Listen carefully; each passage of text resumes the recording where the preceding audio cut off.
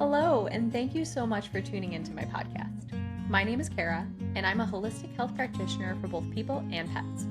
After working for years in the conventional medicine field, I realized that while our lifespans may be getting longer, our health spans are rapidly shrinking.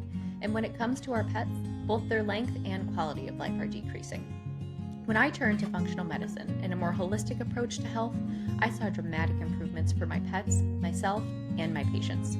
Join me each week as I merge natural health for people and pets by focusing on the root cause of disease and applying raw, real remedies that you can use to improve overall wellness for every member of your family, including the furry ones.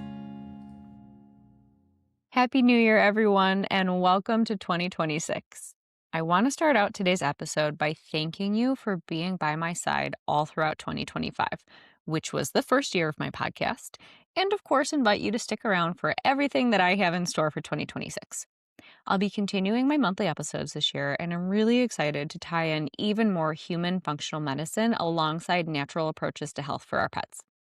I'll have new guests, new content, and new education for you. As a matter of fact, I actually have several new things for you starting in this year's first episode.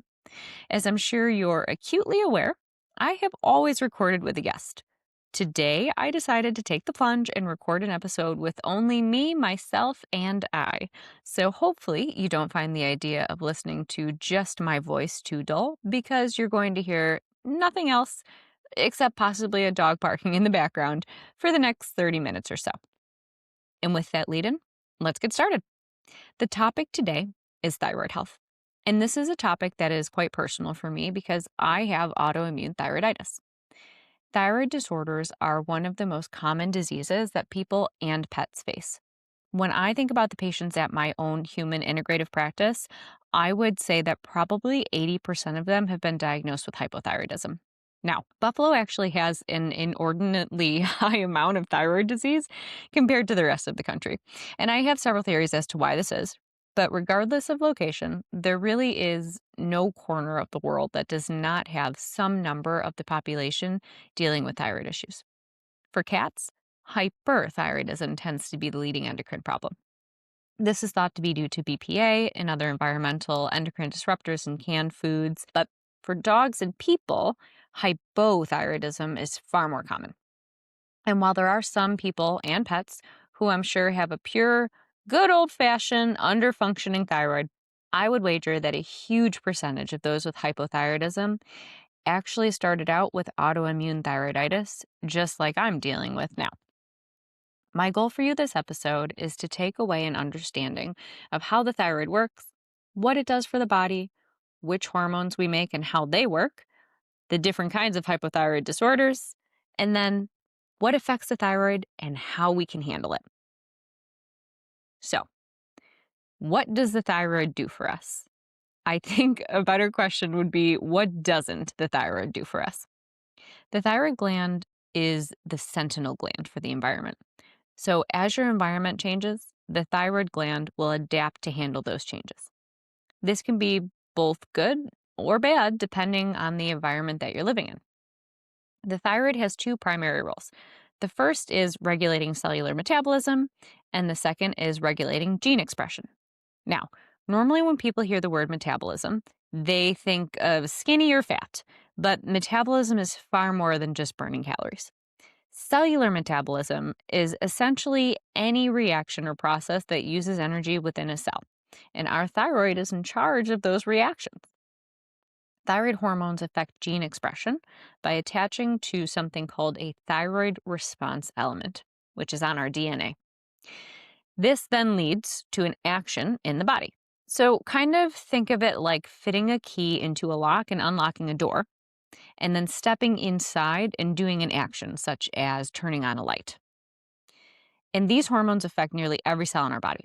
So the importance of making sure they're in balance literally cannot be understated. Now, we know what our thyroid is supposed to do, but what are the actual hormones? Well, there's quite a few of them. You have TRH, TSH, T4, T3. You have both free and total versions of T4 and T3. And then finally, you have reverse T3, which nobody wants around, but we'll get to that.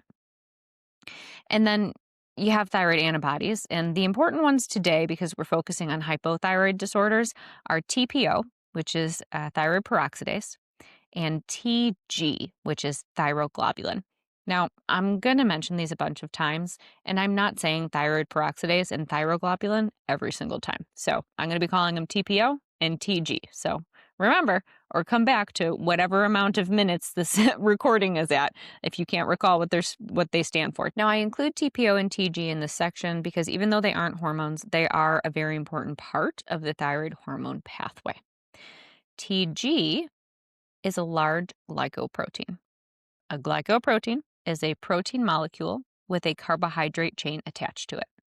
And this is produced and stored in the thyroid gland. TPO is an enzyme.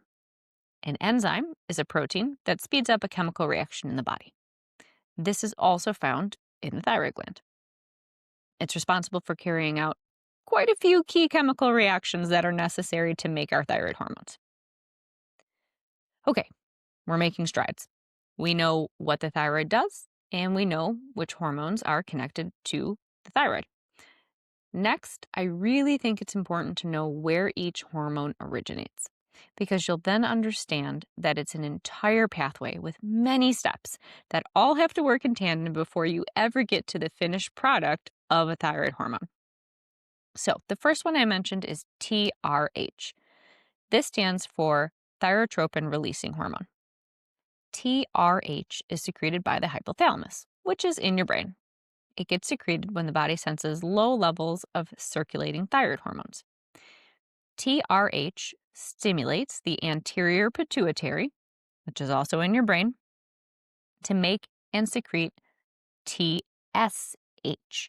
Now, TSH stands for thyroid stimulating hormone, but the other name for TSH is thyrotropin. Now, nobody ever calls it that. And to be honest, you really probably don't need to remember it. But I would just remember that the TSH is secreted by the pituitary, and that is important.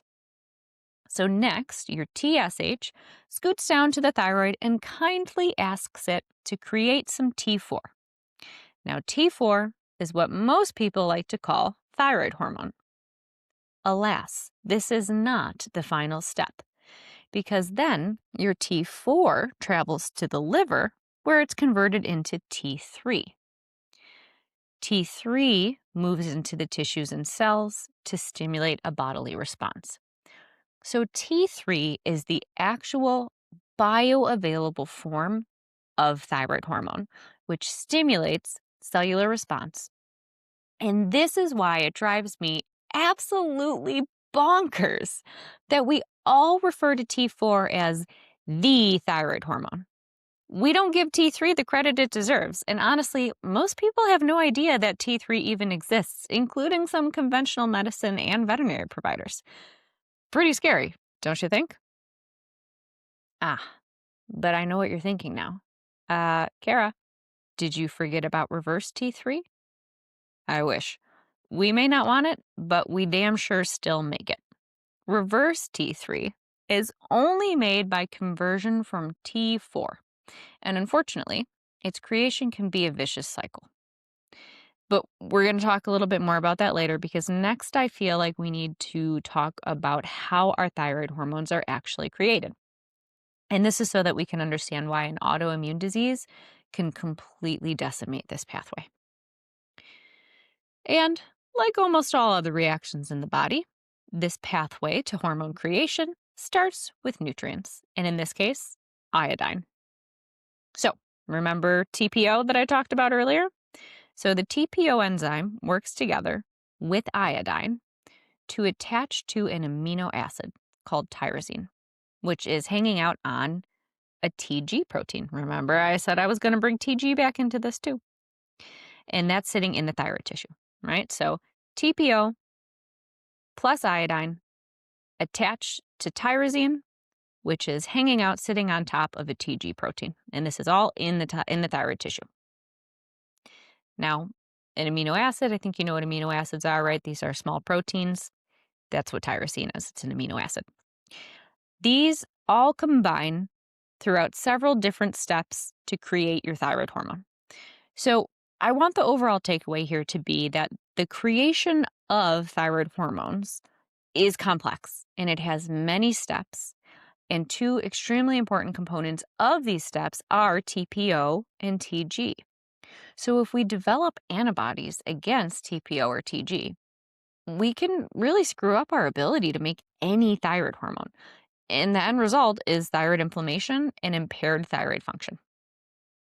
Now, because I keep my promises, let's go back to reverse T3.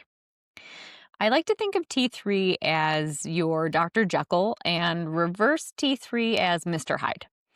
Reverse T3 is like his evil twin. It's created during times of stress and illness, and it disrupts cellular metabolism as well as disrupting conversion of T4 into regular T3. But if it's so bad, why does it even happen in the first place? That is a great question. I am so glad you asked it. The answer is that when your body is under stress, be that physical or mental, right, real or perceived, it reacts by slowing down metabolism as a survival mechanism. Slower metabolism means that you can live longer without food or water, which may have been necessary thousands of years ago. But the body doesn't know the difference between, say, being chased by a saber-toothed tiger or suffering from a chronic illness. And the body reacts in a biological way that unfortunately can sometimes become destructive. Those are the basics when it comes to the types of hormones in the pathway and how they're created. So now let's talk a little bit about hypothyroidism and autoimmune thyroid disorders. When somebody has hypothyroidism, their TSH, the thyroid stimulating hormone, is usually high, and their T4 and T3 tend to be low. Now, this makes sense if you think about it, right? The stimulating hormone is elevated because your body is working overtime to stimulate the thyroid to make more thyroid hormone. But it isn't being efficient, so the actual hormone production is what's low. So you can have subclinical hypothyroidism, or what I like to call suboptimal thyroid function. And this one can be a little bit more difficult to identify or diagnose on labs. At this point, something's wrong with the thyroid, but it's not advanced or severe enough to be overtly seen on blood work. In this instance, your TSH, thyroid stimulating hormone, is usually starting to rise, although it can still be high normal if it's in the early stages. But the T4 will also be normal. But here's the kicker. T3 is often low here. This is one of the reasons why it often doesn't get diagnosed or caught early enough because no one checks T3. The lack of T3 is what's often driving the symptoms. So this is why I recommend checking a T3 for all thyroid panels. Unfortunately, most providers only check a TSH and a free T4. And actually, in conventional veterinary medicine, traditional practice is to only check a TSH, and then they'll do a reflex to T4 if the TSH is abnormal. This is extremely poor practice and leads to a lot of missed disrupted thyroid hormone cases. Next, we're going to talk about Hashimoto's, and this is an autoimmune thyroid issue where the immune system attacks and destroys the thyroid tissue. You see the classic hypothyroid labs, so TSH is high, T4 is low, and 95% of the time you have one or both antibody types. So you're either going to have TPO antibodies, TG antibodies, or both. You can also develop a goiter with Hashimoto's, which is one of the kind of classic defining features. And if you are diagnosed with Hashimoto's, you actually have a 15% chance of developing a second autoimmune disease in the future. That's a high percentage. And lastly, we have autoimmune thyroiditis, which is really a blanket term for when you have thyroid antibodies present due to some kind of immune hyperactivity, but no goiter and no progression to overt hypothyroidism yet. Now, I'm going to list the top 10 symptoms associated with hypothyroidism and thyroiditis in no particular order. And those are fatigue, weight gain, feeling cold, dry skin, hair loss, menstrual irregularities for us women, edema, which is swelling, muscle aches, constipation, and depression. Those are the top 10, but of course there are far more, including exercise intolerance, slow reflexes, GERD, brain fog, anxiety, low libido, thinning hair, brittle nails, puffy face, easy bruising, and elevated cholesterol, in particular, LDL. Although GI symptoms are not in the top 10, I find them to be particularly enlightening because how many of us have or know someone who has GERD? And how many posts do you see of dogs with lip licking or reflux or other GI issues? Hypothyroidism reduces GI motility. So, GI symptoms without another obvious cause should trigger a thyroid workup, in my opinion. Now, we're going to get into the nitty gritty of what impacts thyroid function. We're going to touch on infections, stress, caloric restrictions, environmental toxins, medications, dysbiosis, autoimmunity, and finally, nutrient deficiencies. These aren't the only reasons, but they're certainly some of the biggest. But before we move into the second half of the episode, I need to bring you a word from our sponsor. Yes, that's right. Another new thing I'm bringing you this year is sponsors, and I do not do this lightly because I will only recommend a person, product, or company if I truly believe in their mission, their products, and their values. And that is the case with My Pet Carnivore. I had the pleasure of meeting Rilla and Cameron from My Pet Carnivore when we were all together at the Feed Real conference this past October. And I got to chatting with them about what they have to offer, which is a lot. My Pet Carnivore has a wide variety of proteins, from your typical beef and turkey to the more novel proteins, including beaver, muskrat, and rabbit. They also have fish, which was a humongous relief for me because I had been having trouble sourcing fish locally since moving back home to Buffalo. I personally love using their different varieties of fish to rotate through our raw meals. The ground herring and salmon trim are great to add omega-3s to the dish, while their mackerel and sardines as whole prey fish make a great addition to the diet or can be used as a meal replacement because they're whole prey. And their sourcing, which y'all know is extremely important to me, is fantastic. So I definitely recommend checking them out. They're at www.mypetcarnivore.com. And you can use the code RAW REMEDIES at checkout to get 10% off your first order. So again, use code RAW REMEDIES, RAWREMEDIES, all one word, at checkout, and you will get 10% off your first order.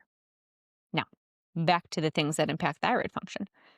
First, we're going to do environmental endocrine disruptors, and there's a lot of them. Phthalates, flame retardants, red dye number 3, BPA, lead, mercury, fluoride, and so many more. Fluoride in particular seems to be associated with a lot of thyroid disease, even with levels that are far below allowable limits in our water supply.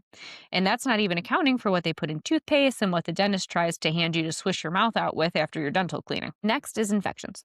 I found some really interesting information about post-COVID patients being twice as likely to develop an autoimmune thyroiditis. I find this to be especially interesting because I had COVID in 2022 and my thyroid symptoms started not too long after that. And although I don't think that was the sole cause, I would not be surprised if it was a contributing factor for me. Lyme is another big one, and you should be aware if you live in a Lyme endemic area. And Epstein-Barr is another relatively common virus. All right, next let's touch on medications. And this is important because many medications disrupt the conversion of T4 into T3. Some of the biggest offenders are beta blockers, which is used for blood pressure and heart rate control. PPIs, which stands for proton pump inhibitors, and those are used for heartburn. Hormone replacement therapy and birth control pills. Lithium, which is for bipolar disease. Phenytoin, which is an anti-seizure medicine. How many of us are on or know someone who is on one or more of these medications? We give them out like candy in the conventional medicine world, and PPIs, the proton pump inhibitors like pantoprazole or omeprazole, these are some of the most overprescribed and chronically abused non-prescription medications in existence. Now, these medications might be necessary in some cases, but they're not benign, and we should be thinking ahead to thyroid health if somebody is taking them.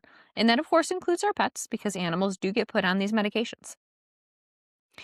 Next, we have another favorite of mine, which is stress. Stress can affect almost every step in our thyroid function pathway, including suppressing the release of TRH, the thyrotropin-releasing hormone, and our TSH, thyroid stimulating hormone. as well as production of T4 and conversion of T4 into T3. To be frank, stress management is something that I'm sure we all struggle with and need to commit to optimizing in order to preserve our endocrine function, myself included. Then there's caloric restriction, which I don't see too often, but there are a few exceptions. In pets, I sometimes see inappropriate caloric restriction due to obesity. People think, and even vets recommend, that you can feed less than what is recommended serving size on the bag of kibble for obese pets, never considering that the problem is the kibble, which is 80% carbohydrates in the first place. And for people, I especially worry about those who are taking Ozempic and other weight loss medications. These suppress the appetite, and people literally stop eating, which is why they lose weight. The problem is that the caloric deficit can really harm the thyroid gland, and it can lead to nutritional deficiencies, which is another huge hit to thyroid health. The final three I feel tie very closely together, and we'll start with two of them. I'm going to pair them up. It's leaky gut and autoimmunity. The long story short here, because I could spend an entire episode talking about just leaky gut, is that leaky gut exposes the immune system to toxins, irritants, microbes, and other triggers that just do not belong there. This puts the immune system on red alert and leads to immune hyperreactivity and eventual autoimmune disorders, including thyroid. Now, food can be a huge factor here. Some prime food offenders are gluten, soy, sugar. High sugar diets decrease the conversion of T4 into T3, and it can lead to intestinal dysbiosis and leaky gut. The same is true of gluten. Plus, gluten sensitivity can lead to something called molecular mimicry. This means that a foreign body that looks similar to something that you make in your own body. So this is the case with a gluten protein. It's called gliadin. And gliadin has some amino acid chains that look structurally similar to TG and TPO. So if you develop a sensitivity to gluten and gliadin, your body could mistakenly start to think that some of your thyroid tissue is a foreign substance because of structural similarities, and it will attack it. Last, but 100% not least, actually, to be honest, it should probably be first, but I saved it for last so that we could talk about it the longest, and that is nutrient deficiencies. There are 6 major players that have key roles in thyroid function, and those are iodine, selenium, zinc, iron, vitamin D, and vitamin A. Iodine is necessary to make thyroid hormones. It is abundant in seafood, but many people and pets don't always get much seafood. Or if they do, it's farm-raised fish or it's contaminated with heavy metals, and that's a problem. Now, too much iodine and too little iodine can both be a problem. So you definitely want to make sure you're not doing excessive supplementation. Selenium is another mineral found in fish as well, and is also extremely concentrated in Brazil nuts. Now, selenium is pivotal in protecting thyroid tissue from oxidative stress. There's a lot of selenium soil loss, unfortunately, due to erosion, over farming, spraying with pesticides. But the good news is that just one Brazil nut per day for a person and about half of a Brazil nut for a large-sized dog will get you the amount of selenium that we need. And make sure if you're giving it to a dog, you crush it up good, because otherwise it is going to be pooped out exactly the way it went in, which is whole. Then there's zinc, which is pretty abundant in beef, oysters. There's some in venison and turkey. There's a little bit in oyster mushrooms, which I think is pretty cool. You need zinc for almost all of the steps in the thyroid hormone pathway. And being deficient in zinc can actually lead to the development of a goiter and development of thyroid nodules. Iron is another big one. You cannot make thyroid hormone without iron because your TPO enzyme needs iron to bring it oxygen, which allows it to perform its many jobs. Nearly 15% of women with subclinical hypothyroidism are iron deficient. Again, 15% is a big number. And we know that iron is available in red meat, of course, leafy greens, particularly in organs and in blood, Yum if you're a dog or a cat. Yuck if you're a human that lives anywhere other than Scotland where they eat black pudding for breakfast. But you can get your organs and your blood in you if you so choose by doing like a desiccated freeze-dried capsule. Next is vitamin D. And this one drives me absolutely nuts because anybody who lives above the state of Georgia is not able to absorb enough vitamin D from the sun to keep their vitamin D stores up. And of course, we know that dogs and cats do not absorb vitamin D from the sun at all. So we really need to depend on our food to provide us with enough vitamin D. And we're just awful at getting vitamin D from food. Small oily fish like sardines, mackerel, herring, salmon, cod liver oil, beef organs, pastured eggs, mushrooms, especially if you chop up the mushrooms and expose them to the sun before cooking them. These are your most potent sources of vitamin D. You need vitamin D to prevent inflammation within the thyroid cells themselves, and low vitamin D is strongly linked to Hashimoto's thyroiditis. And lastly, we have vitamin A. And I'm specifically talking about vitamin A, not beta carotene. There are actually several genetic mutations that can prevent efficient transformation of beta carotene into usable vitamin D, or vitamin A, excuse me. Low vitamin A can reduce hepatic conversion, hepatic means liver, of T4 into T3, which is bad news bears. Liver is your best source of vitamin A, which again is pretty easy to get into the diet, whether you're eating it fresh or if you're doing a freeze-dried capsule, like I said. So the takeaways here: eat a nutrient-dense diet, minimize environmental toxins, minimize stress, and don't get any infections. Pretty easy, right? I'm kidding. I know how hard it is. I have autoimmune thyroiditis. But worry not, for there is light at the end of the tunnel. We have natural approaches to managing thyroid disorders, and I'm sure you won't be surprised to hear that those approaches are exactly what I'm going to talk about next. Nutraceuticals can be very effective. First on the list is black cumin, also known as black seed oil. This has been shown to decrease TPO antibodies and TSH levels. It acts as an antioxidant, it's anti-inflammatory, it's neuroprotective, it's anti-cancer, and it can shrink and repair thyroid tissue. For people, the serving size is about 1,000 milligrams twice a day. Now, this is one that I take in tincture form from Hawaii Farm. Next, we have ashwagandha, which has been shown to improve TSH, T3, and T4 levels. This is also an antioxidant for the thyroid, and it protects the mitochondria. You have a lot of mitochondria in your thyroid because your thyroid needs energy to perform. Ashwagandha is an adaptogen, so it balances autoimmunity, and it helps with stress and anxiety management. Serving size for this guy is about 500 milligrams daily. I take mine in a capsule from Mountain Rose Herbs. Other adaptogens, such as frankincense, may have a positive effect on T4 levels and also act as an antioxidant. And then mushrooms. Mushrooms are excellent for supporting thyroid function. Cordyceps, in particular, is very high in selenium, and it has been shown to decrease antibody levels by upwards of 50%. Lion's mane, reishi, turkey tail are also excellent. I rotate through the Myco dog blends. I give them to my dogs, and I take them myself. And then other herbs that can be beneficial are ginger, ginseng, and stinging nettle. And finally, you have your more traditional pharmaceuticals or desiccated thyroid supplements. So levothyroxine is T4 and liothyronine is T3. And you can give synthetic T4 and synthetic T3. You can give them alone or you can give them together. I would say that 99.99999% of the time, I see conventional providers give only levothyroxine, which is T4. And then when people or pets still have symptoms, they just continue to increase the dose of T4 and essentially try and force the TSH and T4 back into range with only this medication. And they never check T3 or they never consider supplementing with T3. And honestly, it breaks my heart. It's very frustrating. The other option is that you can do a glandular. So you have porcine glandular, that means pork. It's essentially freeze-dried desiccated pork thyroid in a capsule.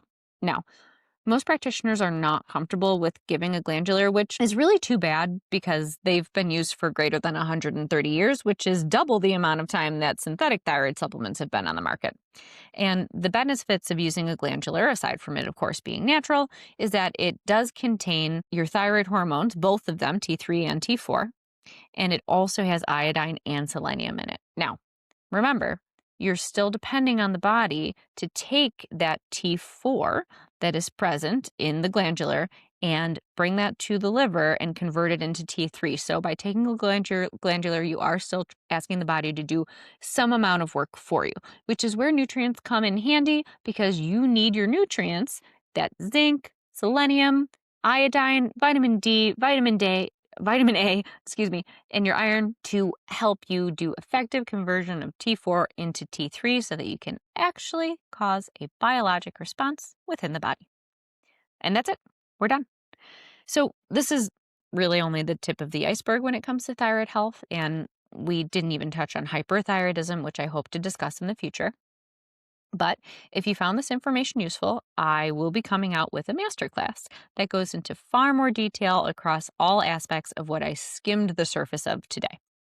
So if you want to sign up to be notified of when my course drops, go to the link in the show notes and you will receive an email once it's ready for viewing. I'd love to hear from you, of course. Feedback is always appreciated. What did you like about today's episode? Was my voice actually as boring as I warned you it might be, or did I keep you engaged? Was this topic and information too complex, too simple, or just right? I want you to give me your best Goldilocks opinion by commenting on my social media posts or liking and rating the podcast. Remember, guys, giving a podcast ratings makes it more visible to others so that they can learn as well. It is incredibly difficult to distinguish your podcast from other podcasts and make it visible. So if you can give 30 seconds of your time to me to show that you appreciate what you're hearing and help get the word out so other people can hear it too, I would really appreciate it. Just like I appreciate your opinions and your support. And I love bringing you education and empowerment. That is my end goal every day. So until next time, thank you for listening. And I hope you have a super fantastic day and a super fantastic 2026. Thank you for listening. Please remember that you, yes, you, are the driving force that helps keep small businesses and platforms like mine running. So if you liked what you heard, please like, share, and most importantly, rate this podcast. It's the only way we can reach more people and spread the word about natural health. None of the conditions discussed or recommendations given are meant to replace the advice of your health provider. So if you have concerns about yourself or your pets, please confer with a human or animal health practitioner. Have a super fantastic day, and I'll see you next week.